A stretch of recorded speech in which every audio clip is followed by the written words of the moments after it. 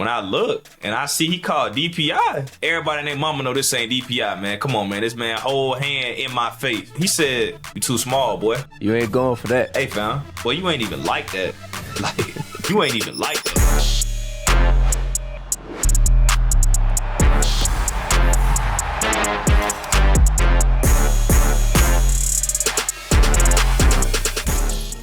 Yo, this is Pat Surtain. And I'm Terrion Arnold. And this is Close on Sundays, a Wave original.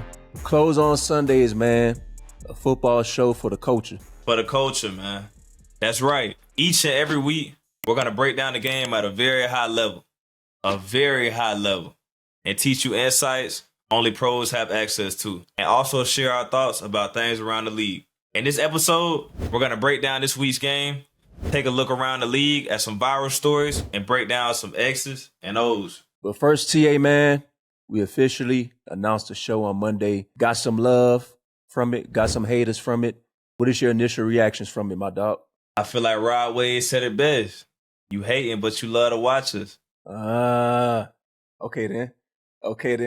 You hating, but you love to watch me. We also got some love from a great, the OG Champ Bailey. Man, we got to get you on the show, man. Talk some game. The viewers would love to hear it from your perspective, man. Champ Bailey, OG, legend, great. We need it. You got to come on the show, Champ. All the all-time greats, man. For real. So, Pat, every week while we may be closed on Sundays, our voicemails are always open for our fans, where you could call in and ask us anything. Of course, no wild shit, but the goal is to have fun.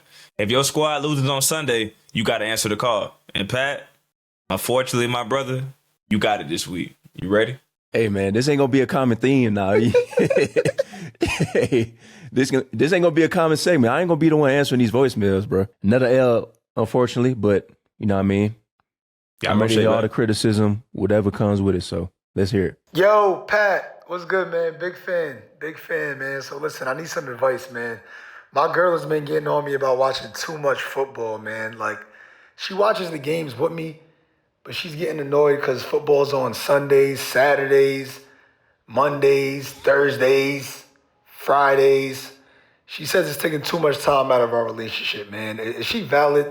I need some relationship advice, man. What can I do to keep her happy so I can keep watching football, man?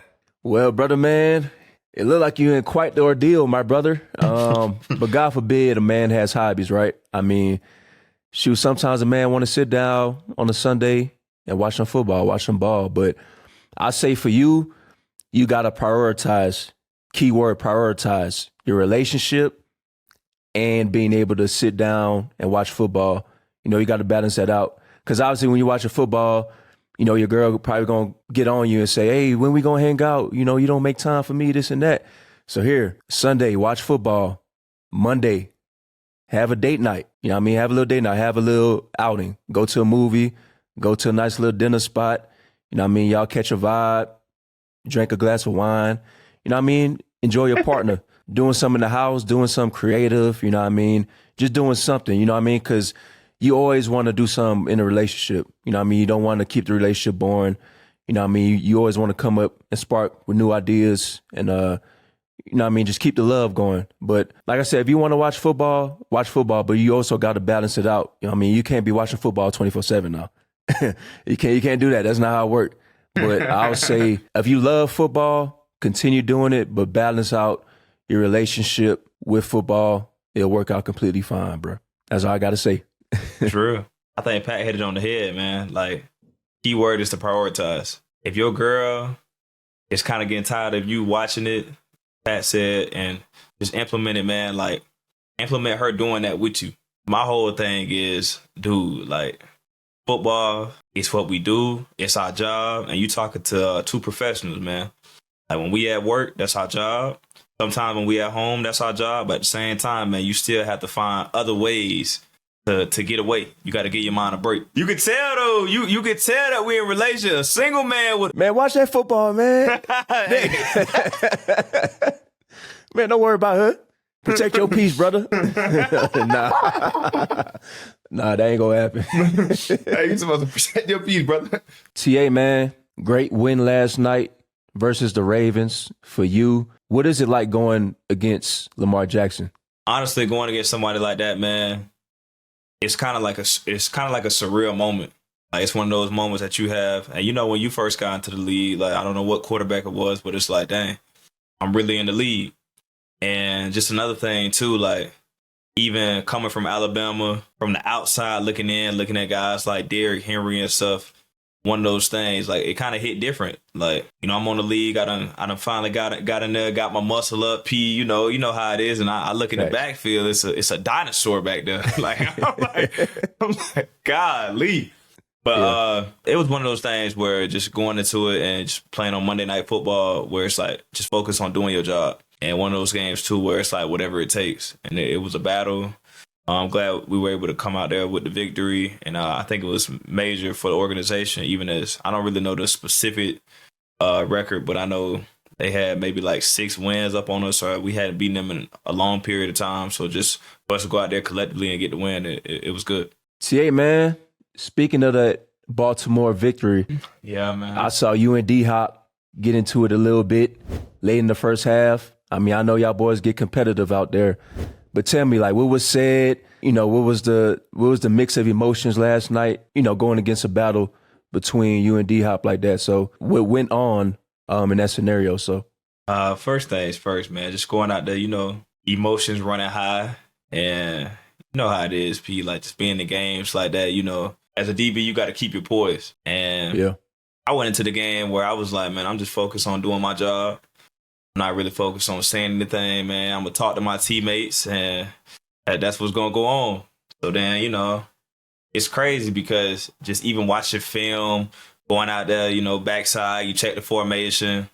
I'm like, man, then put D-Hop by. I know he can't run by me, so he's going to try to make it an aggressive physical match. Then make sure I put my hands on him and then look back for the ball. So, Lamar threw it, 50-50 ball. And I'm in great position. Like, I see the ball. Though. Hey, I'm in great position. Perfect position. I see the ball. And, as a DB, that's a blessing. When you top down, you see the ball. I'm like, okay, now I can turn it to the receiver. And then, I just felt like darkness over my eyes. Like, I couldn't see no more. and I'm like, yo, like, I feel myself kind of falling. So as I feel myself falling, I'm like, I'm still going to make a chance to play the ball. So I look back, and then I still see the ball. I see it's overthrown, so I turn and I play it that way. Then I'm looking at the ref. I see him throw the flag. I'm thinking it's gonna be OPI.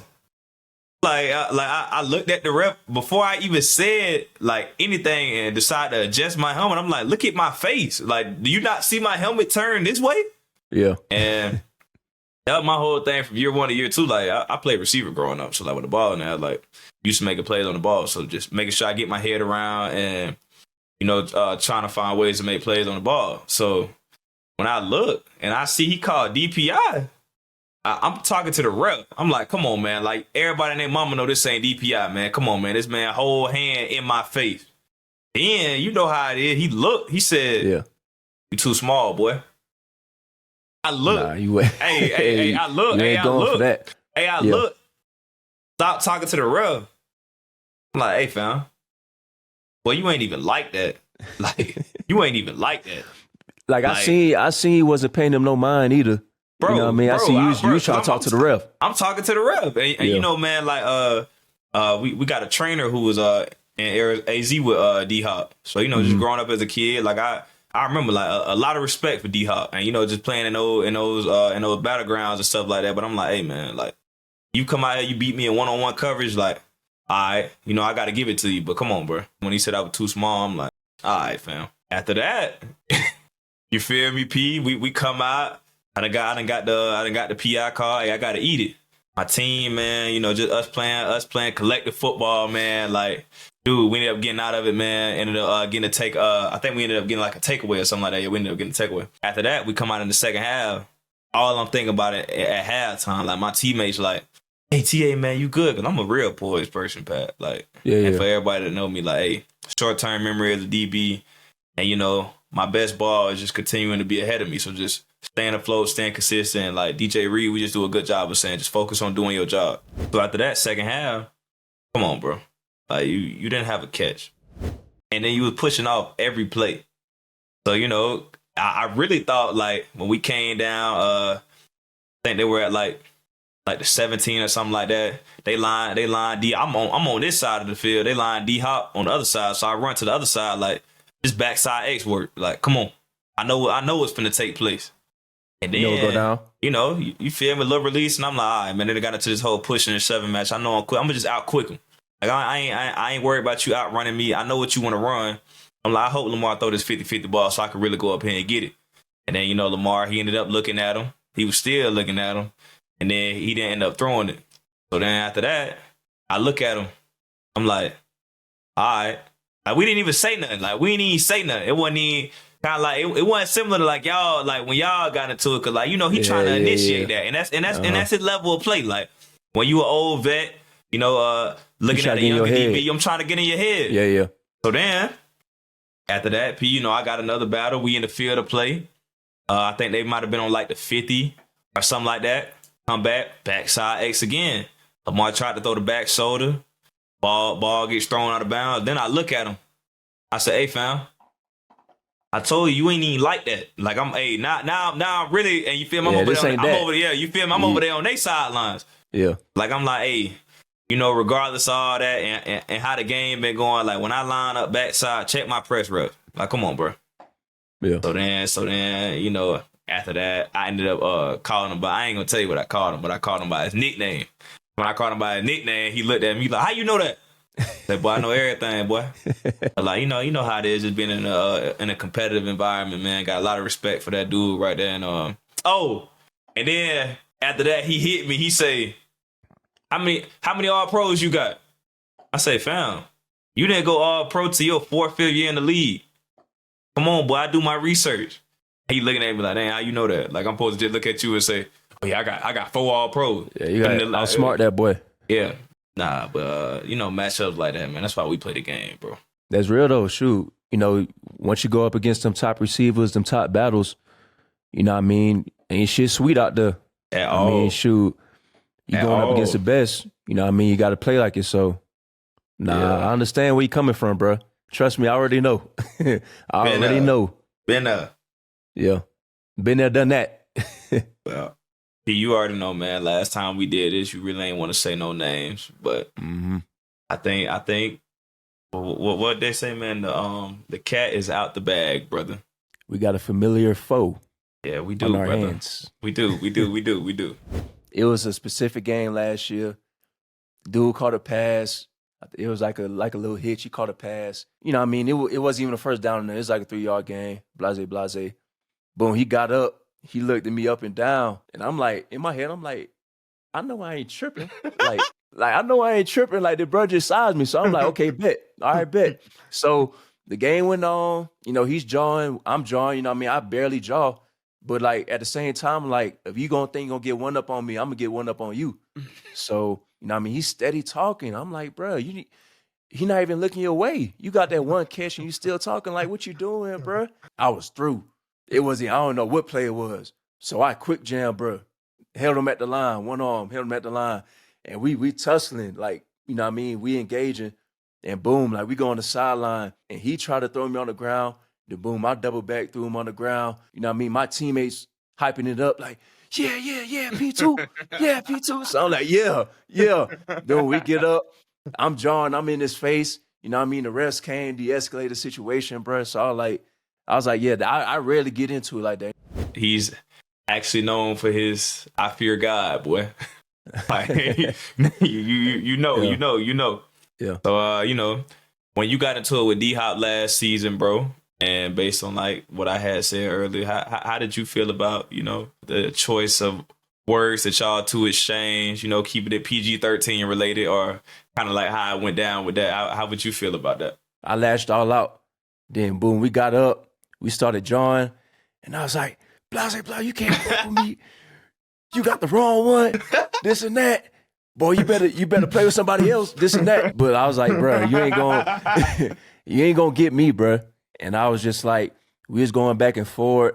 And I think that's when he realized, like, he came to realization, like, okay, I ain't gonna do that shit again. Like, he the one. Like, he different. You know what I mean? So, yeah. So speaking of which, of who I was talking about the last time. Me and Terrion had a bit of some conversation going on. You know what I mean? We was battling D-Hop, and yeah, man, great battles. You know what I mean? So, That boy said, yeah. that boy said, you got the one. You got the one. I'm the one for sure. Hey, boy, I'm gonna use that, boy. You got the one, boy. Say you got the one, boy. Yeah, dog.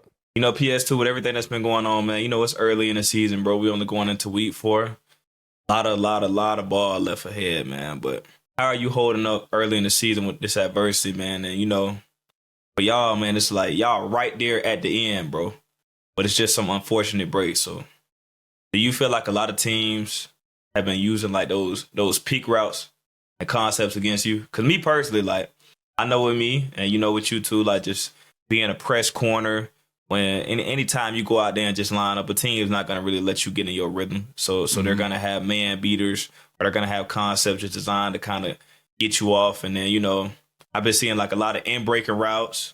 And then on top of that, boy, I did not know that you played basketball. That screen that they hit you with, boy, God. You had to evade. Oh, my goodness. They try to pick and roll my ass, ain't it? Yeah. For sure. That's like, got to slide them feet. Hey, and throw the lob on you, boy. And the lob. Crazy. Yeah, man. Dish and dime for sure. With everything that's been going on, man, how do you feel about that, bro? I think when we look at the season right now, you know, it's still early on. We control our own destiny. Like I said, we got a great slate of games coming up. You know, we got the Bengals Monday night. Then we got the Eagles. Then we hit London and play against the Jets. So when I look at the past few weeks of our games against the Colts, we made some mistakes in the game that cost us to get to that point. But it's crazy because we still should have won that game. You know what I mean? Granted, dude did miss the field goal now. They called a flag, but I just felt like, you know, we shot ourselves in the foot a couple times throughout the game. And, you know, in the NFL, that comes back to bite you. So it's like minor mistakes that we need to correct and fix on and learn from it. You know, I got full confidence in this team, man. I'm looking forward to the rest of the year. Obviously, this Chargers game, very unfortunate. We had them at the end. Close game, tough division opponent. Felt like we played a great game. I mean, the energy, the effort was there. It's just that we didn't finish. And the key word was finish that whole week. And I feel like we left them off the hook just with some plays, some penalties. We had a lot of penalties. We had like 10 penalties, some that we need to work on and correct on. But it's something that we learn from, you know what I mean? In this game, you live and you learn. Your wins and losses, you know what I mean? You take a lot into account with that. When you talked about teams using pick routes and different concepts against me, I think that's hard. I mean, just with the amount of man that we play, a lot of single high looks, you know what I mean? Teams are going to try to use that to their advantage. And sometimes you ain't going to get clean looks. You ain't going to get, you know, eyes on your target all the time. You know, some teams going to try to pick you and rub you in a way. So you just gotta learn how to evade it. You know what I mean? Like you said, when you're playing defense and boom, before try to set a screen on you, what you going to do? You got to get back in rhythm. You got to get back on that point guard. So, you know what I mean? I just think that just staying on point, staying on my P's and Q's will help me sort of understand in that way how they try to utilize the game plan and their receivers. So, but yeah, it's a lot to learn from. You know what I mean? I'm keeping my head high, positive spirits around the locker room. You know what I mean? We're going to be on this win column again very soon. So, like I said, man, got a lot of season ahead of us. Looking forward to it. Definitely do. And, you know, like you were saying about this Monday night game, what's the word going around in Denver right now? Like, what are y'all saying right now with this game coming up? Shoot, we confident. I say we confident, bro. We just trying to get a win, trying to get a dub. You know what I mean? And against the Bengals, obviously they struggled last week, so we feel like it's a good opportunity, you know, to put ourselves on the dub column. But it's not going to be easy. You know what I mean? NFL football, every week it seems like it becomes harder and harder. You know what I mean? When teams game plan, when teams watch more film on you, they sort of dissect different plays. So I feel like we got to lock in this week, hone in our opponent, know our keys and our assignments, then shoot, I feel like the rest will take place. But like I said, we got, on the defense side of the ball, we know we got a good matchup. They got great receivers on their end. So, I'm looking forward to it. So I mentioned earlier that we'll not only cover ourselves with this pod, but we'll also cover things around the league with the help of our social media expert, the one and only Martell. Give it up for Martell, man. Live in the flesh. What's good? Let's get into it, man. This is Flag or No Flag. Martell, what we got, man? Bet, man. So, Flag or No Flag, a dope segment where I present y'all with stuff that's trending. And if y'all not fucking with it, then you're going to throw a flag. But if it's cool, you're going to say no flag, and we're going to keep things pushing. Jalen Carter with Jerry Verse, he lost in a bet to Jalen, man, to see who will win between the Rams and the Eagles. And $100,000 chain, man. Boy, I did not see that, boy. You know that? Big 8. Hey, man. No. Hey, that's crazy, ain't it? Usually that's some type collateral right there. Hey, boy. Hey. Usually when you say you gonna have to get this back in blood. Hold on. Let me take a picture of that. Send that to my jeweler. Should he have gave that joint back after the game, or are we throwing a flag on this or not?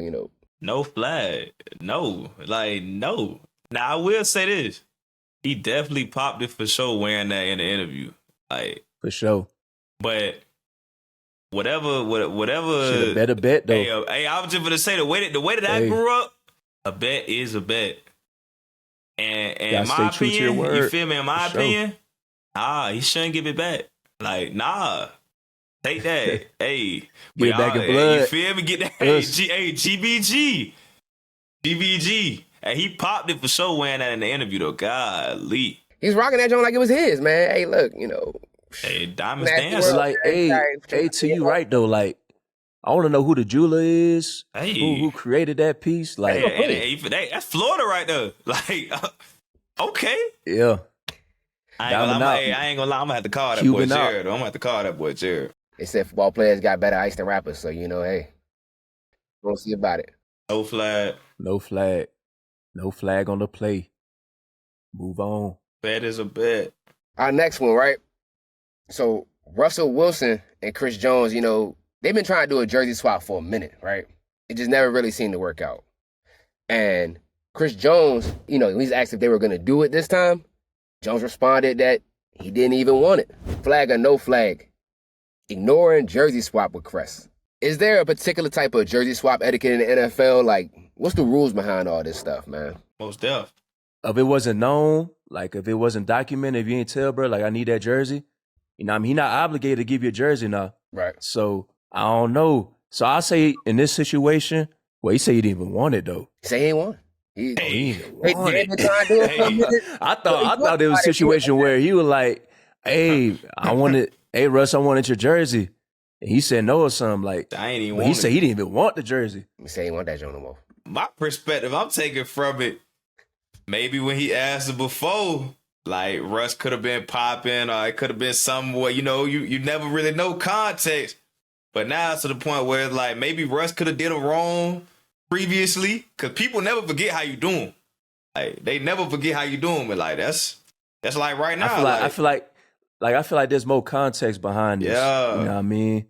I feel like something is personal. I think it's no flag because I don't know the history. Yeah, definitely no flag. But my whole thing is maybe I always think it's more to it than what people be telling us. That's just from being in the media and stuff. I always feel like that's the case. But and he kept it cordial. You know what I mean in the media. He ain't trying to say too much. But he ain't required to give nobody their jersey, especially if you lose too though. I'm gonna go to the locker room, fam. Hey. No flag here. No flag. No flag. I'm just being real. When I get to that, somebody come up, yo, can I get your nigga? If you just went out there and got killed, I'm gonna tell you straight up, boy. Hey, keep grinding, boy. Keep grinding. Keep grinding, boy. Maybe that shit might motivate you, boy. Keep grinding, boy. Oh, man. The jersey etiquette now a little different though, because so recently the NFL dropped with the jersey patch, the little gold patches on it. And it been winning the major awards and shit. So I'm a little quite picky on who I'm gonna give my jersey to. You know what I mean? That real. You know what I mean? That's some etiquette in that. That shit hit different. Yeah, it hit different. You know what I mean? I'm trying to keep as much as I can. You feel me? So I only gave one to my dog, Rondé Gaston. We grew up together. His pops playing the league too. So him since we was like 7. No, I wouldn't even say 7. Probably like 5 years old. We've been knowing each other. So That shit hit different. It hit yeah, different. it's different. Like that. You know what I'm saying? About so Yeah. you know what I mean, you gotta give him that jersey for sure. You know what I mean? We grew up knowing each other. But it also hit different too, though. Because think about it, like the battles that you had, like what when you and Jamar battled last year. Then y'all do it after the game. Nah. Oh, y'all boy got beef. We ain't exchange jerseys, nah. oh, never mind. Y'all boy got a different type of beef. Ain't no beef, but it's like when we on the field, like we going up against each other. It's like I feel the same way.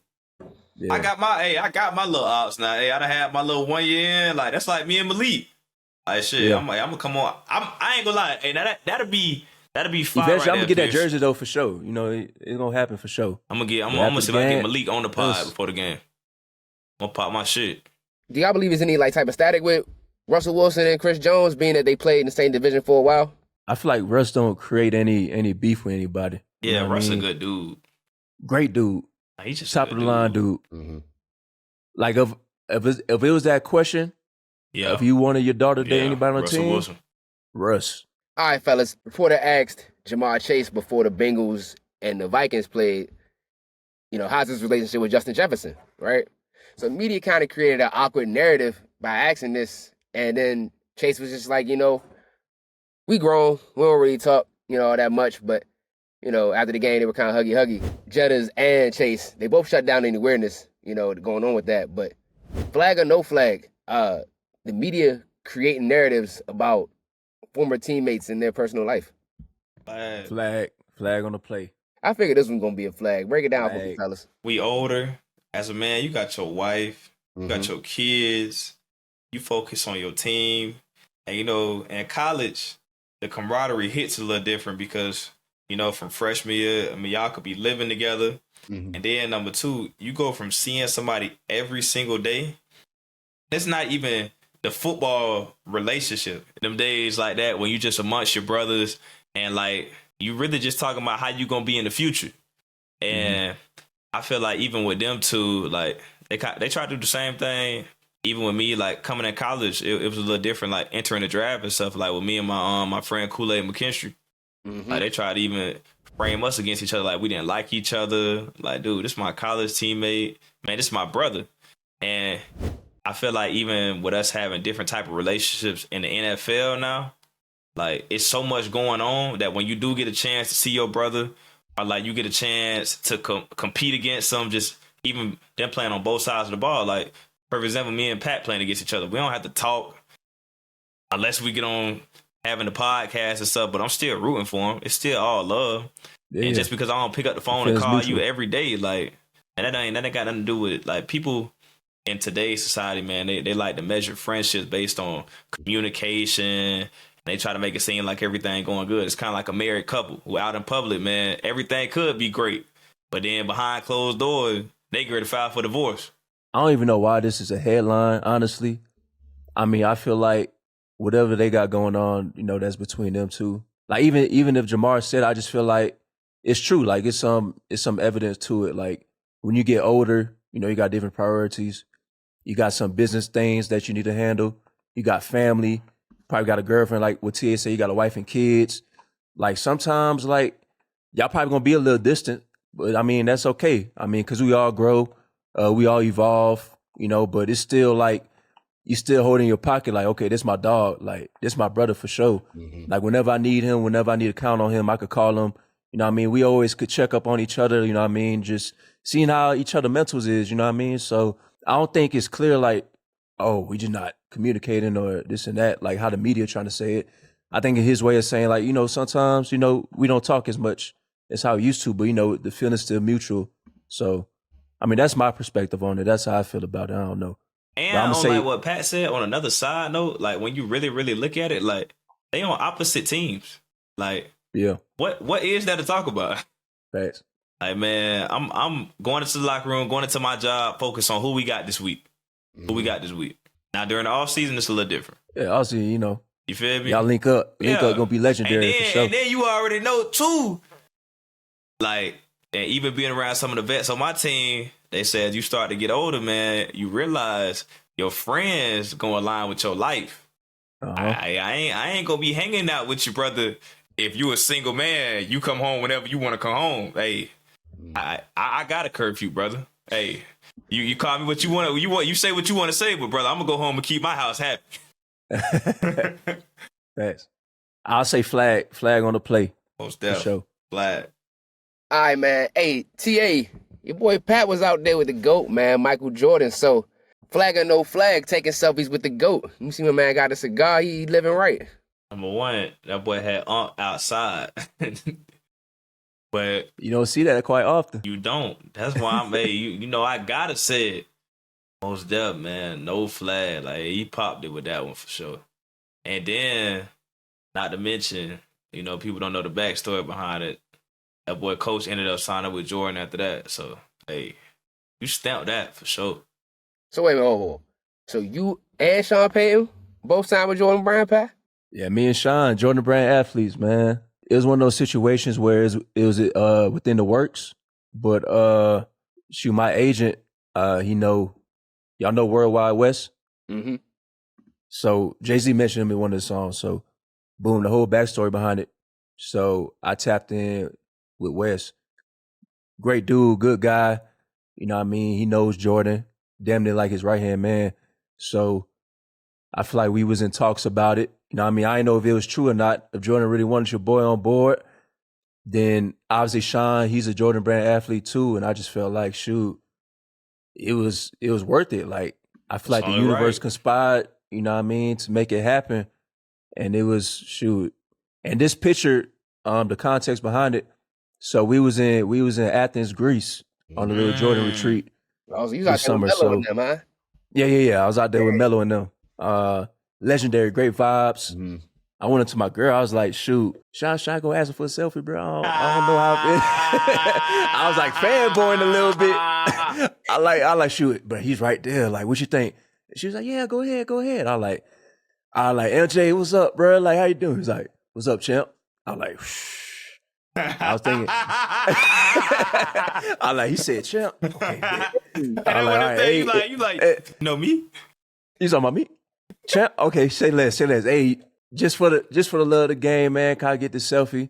Nah, I mean, his cool ass was like, yeah, let's do it, bro. So boom, took the selfie.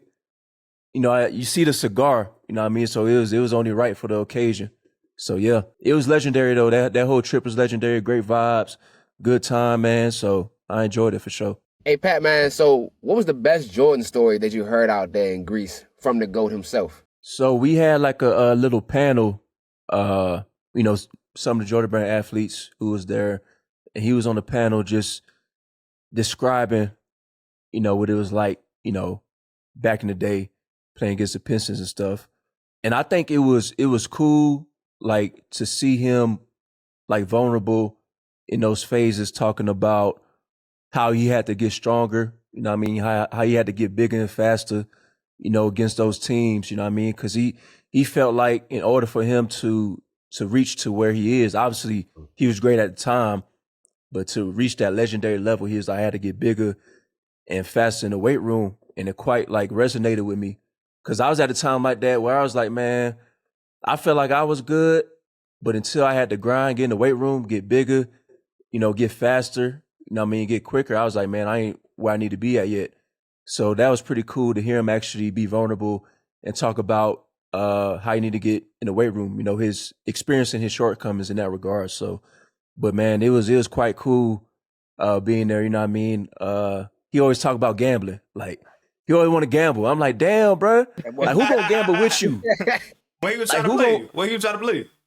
He was on poker. He big on parlay. I don't know how to play poker, bro. And who's gonna come on the table and bet with Michael Jordan? Like, you a billionaire, bro. Like, well, you got it, bro. You could pull it out. Man, he always looking to bet, bro. So yeah, it was cool though. MJ, as much money he got, he always down to take somebody else's money. I promise. Yeah, of course. What? Bro, he's so competitive, bro. Seeing it firsthand, like, yeah. What he said in the little, you know, in the last dance, he talking about some. I don't care how much money it is. I just want your money in my pocket. Yeah. Like, like, damn. He was going the rich get richer. You lying. Hey, man, fellas, I appreciate y'all having me here, man. You know what I'm saying? Flag or no flag, man. You know, gonna keep coming back. Gonna keep doing it big. Appreciate you, my boy. Appreciate y'all, fellas. Appreciate you, man. Pat, man, we recently saw you connected with Steve Smith Sr. Y'all just got together breaking down tape and stuff, man. You dropped a lot of gems. He dropped a lot of gems, man. So that's something that we look forward to doing on Close on Sundays, man, and just being able to connect with the audience and, you know, dropping gems and being able to just put the youth in position to make plays. So what was that experience like? The experience was pretty cool, bro. Honestly, being able to connect with an all-time great, Steve Smith Sr., him dropping gems, me dropping gems. Like you said, I think it's good for the youth and all the fans to engage in raw content, you know what I mean? Sort of take a deep dive into what goes on the field and how we think, you know, in the mental aspect, you know, how we look at the game in our lenses, how we create plays, you know, how he scored touchdowns, how he make interceptions. So I think it was pretty cool for the fans and the youth to see how we, you know, talk ball and talk football, you know, the sport that we all love in a unique way. So yeah, I'm looking forward to it. I mentioned earlier that we want to break down footage. Often on this series, we're gonna highlight great DB play and our guy, man, Isaiah Rodgers. Have yourself a day, Zay. He had a day on Sunday, man. I'm reading the stat line. Two touchdowns. A forced fumble. Yep. And not just a pick, but a pick six. Indeed. Pick six. A lot of folks online, they've been talking about how crazy Brian Flores' schemes are. So, P, from a DB's perspective, what do you think makes Brian Flores' scheme so crazy? What makes it crazy is that he has the ability to show a look and play something else. Like, I think with his scheme, showing simulated pressures, showing a one high look, creating a two high look, showing a quarters look, but actually playing cover two, showing a nickel blitz with a trap corner, like all that stuff, that just makes it harder and harder for opposing quarterback. And that's what makes it difficult for OCs to sort of game plan against when you throw, you know, different complex schemes like that at an offense. And it makes it fun for us as DBs because we know, we not just in one thing, but man, we playing a whole bunch of other things, and that allows us to make plays on the ball. And you playing with vision on the quarterback. Vision on the quarterback. And on top of that, you playing with vision on the quarterback, and you can read routes. You can read routes from a different lens. So it's like, it makes it so much easier to really dissect the game and slow down the game when you're in a scheme like that. And your boy Isaiah Rodgers had 2 touchdowns, a forced fumble, and a pick six. Have a game, bro. That's something that you dream of. And I feel like that scheme allows him to be comfortable and allows him to roam the field on Sundays. So, man, shout out to Brian Flores. Shout out to Isaiah Rodgers for making it happen. I mean, I think that calls for a special guest on Close on Sundays. What you think, TA? I agree. Zay, I'm going to call you, boy. Yeah, that boy need to get on the show, man. Yeah, he definitely come on the show. That's legendary, dog. He from Tampa. See, I didn't even know that. Me either. I didn't know that till I was. No wonder that boy from the crib, man. He from the crib. Shout out to the crib. You know what? That boy from the crib, no wonder why he played like that. Shoot. Yeah, I had played in his little celebrity basketball game. He can't hoop though. Say, you know you can't hoop. Who, me? No. Pat, you I done heard stories about you, brother. I know what you do. Nah, I'll say this though, bro. If you need me to play defense, you need me to. I'm a slasher. I'm gonna get to the paint. You know what I mean, and make it happen, bro. But are you a finisher though? I'm a finisher too, bro. Are you finishing through contact? Yes. My left ain't all that. If I'm going to the right though, I'm.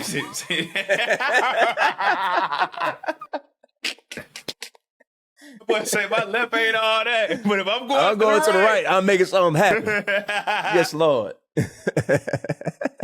Hey, what? Hey, he said if you need me though, I'm a slasher. I played AAU growing up, man. You know, I had some skill. I don't know what happened, bro. I don't got the Midas touch anymore, bro. So we all know we're historians of the game, right? And we want to highlight the greats that came before us with something we'll call covering GOATs. We'll highlight a great receiver and we'll break down how we attack that matchup. First up this week is 2005. Take it back. Just put in your mind. It's 2005. I was 2 years old. Okay. I was about 5, so okay. And we're covering Prime Ocho Cinco. Ocho, the one with the quick feet, the one with the releases. You feel me? Open every Sunday.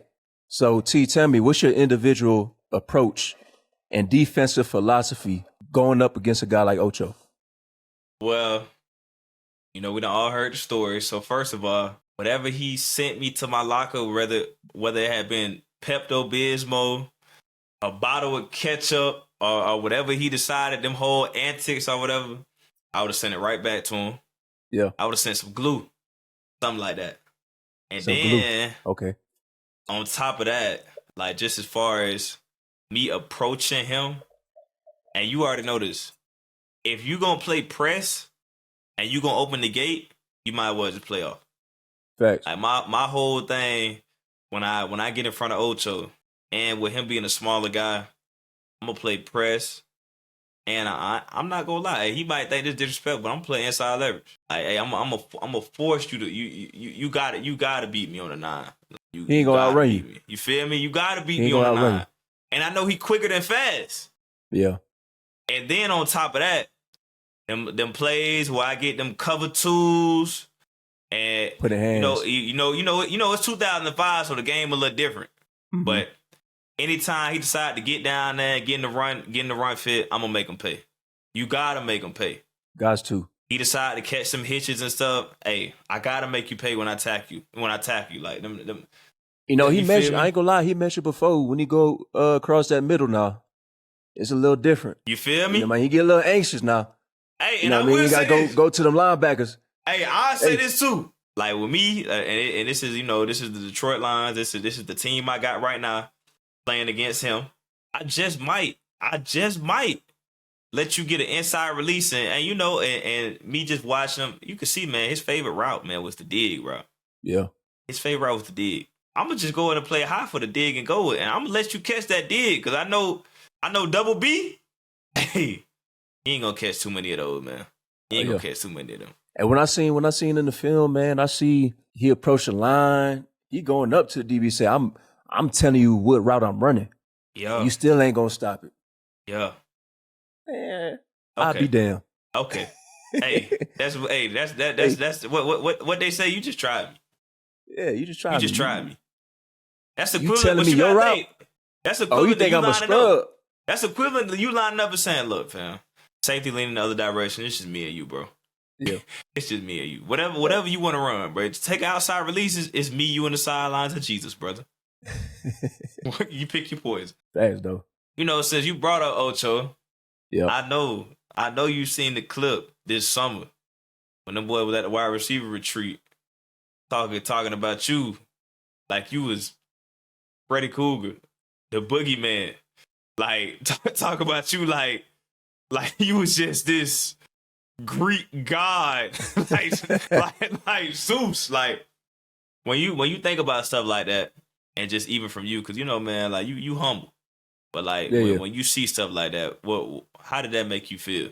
Honestly, bro, it's a respect thing though. You know what I mean? It's something that you gotta build that reputation. I feel like with the work I put in, the technique and all that, I feel like they know what it is. Like at the end of the day, you only know if you go up against somebody. So I feel like what them boys were saying was basically, hey, he too patient. All the moves Ocho was saying, I think they right. I'm a patient motherfucker now. You know what I mean? Whatever move you decide to do, I'm gonna be on it. Like so, and that's what I just work myself to be patient. You know what I mean? But what do you think, like, as far as in the league though? And this is, for the young people watching this too. What year would you say that you actually started getting comfortable? I say about my second year. That's when I see a tremendous amount of growth in my game, and I see just my confidence elevated. I say my rookie year, like, your rookie year, you're going through the motions a little bit. You have that rookie phase, where you trying to figure out your schedule, trying to figure out your technique, knowing how to watch film, this and that. You know what I mean? So I feel like my second year, I seen a whole different player. like within my technique, my intangibles. And I felt like once I was locked in on that, I feel like, hey, it's only up from here. Like I'm gonna create my own standard, my own wave. So, I felt that growth, you know what I mean? And I'm pretty sure, you gonna get in that phase too, brother. Cause I see it already. I see it already, dog. Do you think? I see that confidence. I seen it Monday night, prime time. I seen that confidence now. You feel me? Let me ask you this. Yeah. Do you think it came when your second year started, or do you think it came when you started getting your groove? Like, what would you say if you had to actually pick? It could be like, you could just say, man, I just started off, man, second year, I just got right to it. Or you could say, man, about my fourth game, my sixth game, like I had that and I just finally caught my groove and I just started surfing. What would you say? The game plan with me moving forward that second year is different. They had me following against the best receiver. They had me going up against top receivers in the game, man on man, isolated. And I felt like that was how my coaches viewed me. And that's how I started viewing myself as, one of them ones. And, once you think like that, mentally, you sort of feed off that. And it sort of, transpired on into my game. And I realized that first game I went up against DK, boom, held my own, held my ground. Then I went up against Devontae Adams, all these great receivers and stuff like that. And I realized like I'm doing my thing, just going back to the basics, doing what I know to do. And I just see my game, my style elevated. Ever since then, man, I always go back into that training camp stage. That second year, I was like, I'm locked in, bro. I'm telling you, I'm locked in.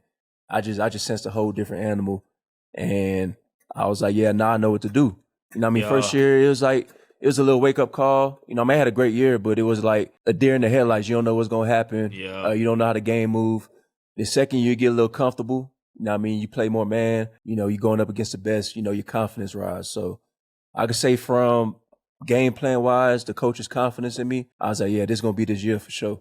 ATA, we had some exciting footage this past Sunday of your old defensive coordinator, Aaron Glenn. He's going down the sidelines. Look at him.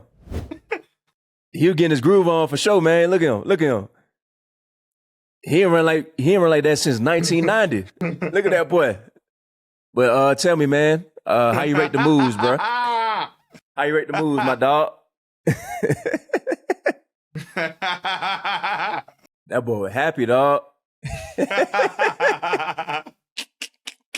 What you think, bro? For me, just knowing how AG is, bro, 10 out of 10, man. Like 10 out of 10? He a passionate dude, and he loved the game, bro. Yeah.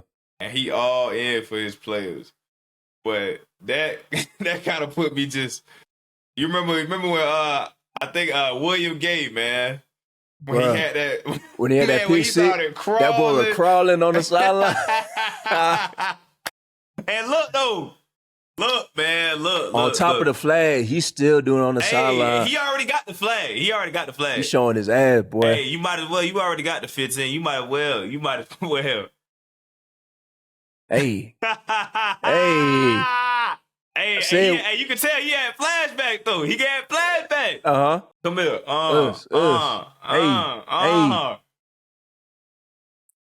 Yeah, man, definitely. Now that was smooth though. Boy. Hey, that was smooth right there. Hey, he did it with that one. We need to see more of that, man. We do. We need to see coaches, show their personality more, bro. Yeah, we do. Show their enthusiasm for sure. Yo, man, close on Sundays. Episode 1 in the books, man. It's gonna be historic. It's gonna be legendary, man. And we got a lot in store for y'all, man, as we keep it rolling throughout the season, man. Y'all boys, stay tuned. Man, y'all tap in, man. Check out, make sure you like and subscribe to our YouTube channel and run up those audio numbers on Spotify and Apple, man. And we're gonna keep dropping gems for y'all, man. Make sure y'all run it up. Appreciate y'all rocking with episode 1 of Closed on Sundays, a Wave original.